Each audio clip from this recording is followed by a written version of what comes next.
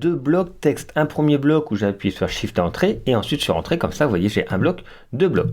Je vais avoir des paramètres que je vais pouvoir modifier. On va retrouver la possibilité ici qui vont être des paramètres de changement de style du bloc. Je vous rappelle bien que c'est le bloc entier. Si je clique dessus, je vais pouvoir ajouter un titre ou le mettre en style de liste, en citation, je vais vous montrer avec le titre, pour écrire en gros.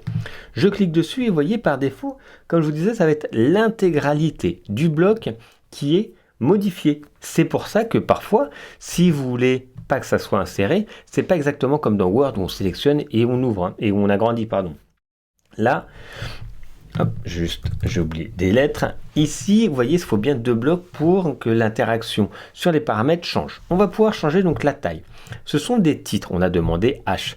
Et les titres sur WordPress, c'est H1, H2, H3, etc. Donc le H1 est le plus grand et vers le plus petit ici. Donc ça, ce sont des paramètres que l'on peut également mettre par la suite. Je vais pouvoir aligner, centrer, vous voyez, aligner à droite ou aligner à gauche, suivant ce que l'on veut. On va pouvoir également, là, cette fois, je peux sélectionner une partie, le mettre en gras, le mettre en italique, la partie sélectionnée, donc ça peut être l'ensemble du bloc ou juste une partie, et également créer un lien. Par exemple, ça peut être un site internet, vous écrivez, voilà, j'écris la suite pour vous montrer. Allez, hop, je me suis trompé d'ailleurs, hop, j'appuie sur Shift Entrée. Allez sur le site internet. Et là, vous sélectionnez site internet et vous voulez faire un lien. Donc ça peut être, vous tapez l'adresse internet http www et vous mettez adresse de votre site. Alors, .com, .fr, ce que vous avez. Ok, et donc comme ça, il va être considéré comme un lien. On va pouvoir également retrouver la possibilité d'avoir des mots barrés, des codes en ligne, des couleurs de texte ou mettre une image à l'intérieur d'une ligne. Parce qu'en fait, ici, c'est des blocs. Si on voulait rajouter une image, par défaut, elle se place en dessous. Si je voulais mettre une image juste à la fin ici, ben, j'ai juste besoin de choisir la image en ligne et je vais pouvoir choisir parmi soit mes images ou téléverser, donc c'est télécharger à partir de son ordinateur une image. Je vais pouvoir mettre par exemple, allez, un petit icône, parce qu'il n'est pas très grand, c'est très bien, et vous voyez, il se met à l'intérieur de mon image. Allez, CTRL Z pour revenir en arrière. Je peux également régler la couleur du texte, vous voyez, de l'ensemble du bloc. Je vais pouvoir ici changer la couleur du texte et personnaliser ici si je veux.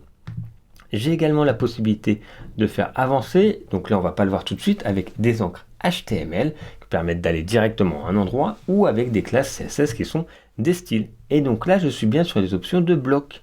Je peux retrouver l'ensemble des paramètres à chaque fois du document. Ici la mise en page, les permaliens, etc. Mais ici c'est bien sur la création des blocs pour changer. Et je pourrais aller donc sur ce deuxième bloc et maintenant changer des différences. Là, je ne suis pas en paragraphe, je retrouve la possibilité de mettre une lettrine. La lettrine, c'est d'avoir la première lettre en plus grand. C'est pas forcément intéressant.